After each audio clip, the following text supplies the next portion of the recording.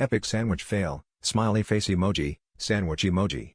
Last weekend, my friends and I were hanging out at Jeff's place, doing our usual Saturday thing, arguing about whose turn it was to buy pizza and pretending we understood the rules of cricket.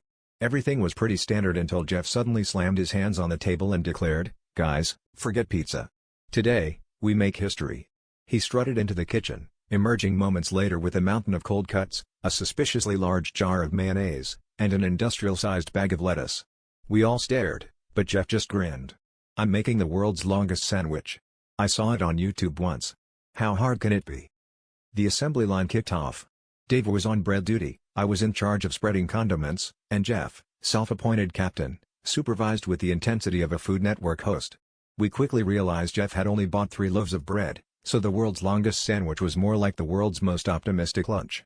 But Jeff was undeterred. He insisted we line up the slices end to end across the living room, drizzling a trail of mayo that looked oddly like a snail had passed through.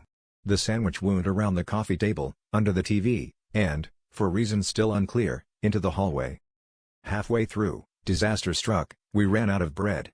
Jeff stared at the gap in his creation, eyes wide, like he'd just discovered the last season of his favorite show was missing.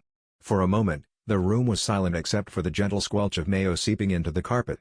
Dave offered to run to the store, but Jeff, ever the showman, waved him off. "No, this is my vision. If history teaches us anything, it's that heroes improvise." He tried to bridge the empty section with lettuce leaves and a single, limp tortilla, but the effect was less culinary marvel and more salad accident.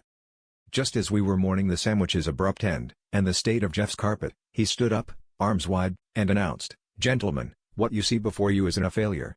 It's a masterpiece. Behold, the world's first subplot twist."